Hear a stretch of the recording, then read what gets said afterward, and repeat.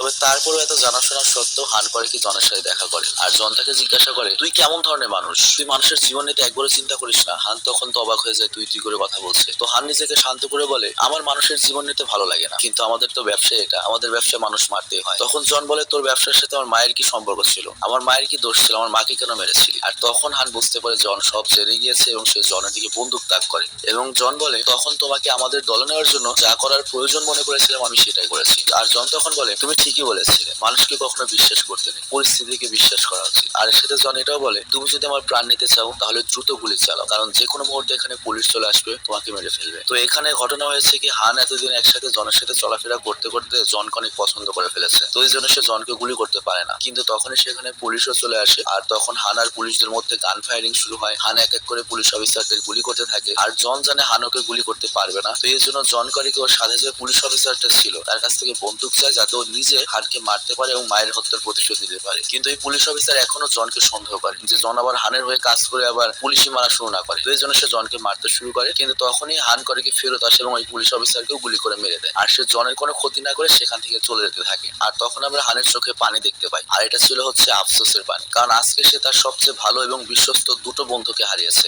একটাকে সে নিজের হাতে মেরেছে, আর আরেকটা হচ্ছে জন, যে সব সত্য জেনে গিয়েছে। এবং হান জানে কিমও কখনো ফেরত আসবে না এবং জনও কখনো তাকে ক্ষমা করবে না। তবে তারপরেও সে জনকে মারতেও পারবে না। তো এই জন্য সে যখন নিজের মতো করে চলে যাচ্ছিল, তখন ওই মহিলা পুলিশ অফিসার এসে করে কি, হানকে গাড়িতে ধাক্কা দেয়। তো হান এখানে মারা যায় না, কিন্তু একেবারে পুরো আহত হয়ে যায়, চলাফেরা বা নড়াচড়া করার মতো অবস্থায় ছিল না। তো তখন মহিলা অফিসার করে কি, হানের কাছ থেকে গাড়ির চাবি নেয় এবং হানের গাড়ির ডেকি খুলে দেখে যে ড্রাগস আর টাকা দুটো সেখানে রয়েছে, যেটার মূল্যবান 100 কোটি টাকা। কিন্তু তখনই সেখানে জন চলে আসে এবং জন প্রথমেই করে কি, ওই মহিলা পুলিশকে গুলি করে মেরে দেয়। মানে যতগুলো গুলি আছে সব ওই মহিলা পুলিশের পেটের ভিতর ঢুকিয়ে দেয়। আর জন এমনটা কেন করলো, কারণ জনের চোখে ওই মহিলা পুলিশ একটা স্বার্থপর অফিসার ছিল, যে তার মিশনের জন্য জনকে ব্যবহার করেছে। এর সাথে ওই মহিলা পুলিশ কিন্তু ওই গ্যাংকে ধ্বংস করার জন্য এই মিশন করেনি, তার উদ্দেশ্য ছিল এই টাকা এবং এই ড্রাগ নিয়ে সে নিজে বিক্রি করবে বা টাকা কামাবে। তো যাই হোক, এরপর জন করে কি, সেই বন্দুক এনে হানের হাতে দিয়ে দেয়, যাতে সেটার মধ্যে হানের আঙুলের ছাপ পাওয়া যায়, মানে দোষ হবে হান ওই পুলিশ অফিসারকে মেরেছে। তো এরপর যখন জন চলে আসবে, তখন হান বলে,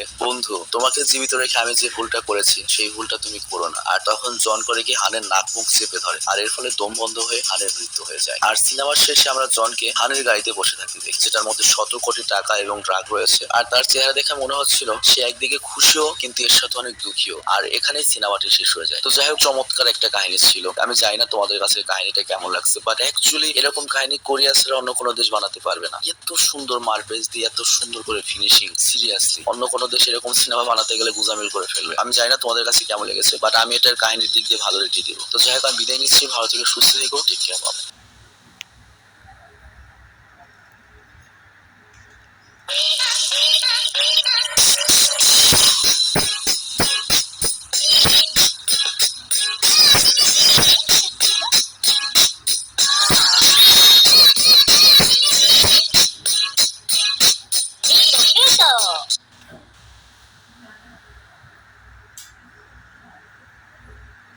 Biasanya awak kenal kawan baru di mana?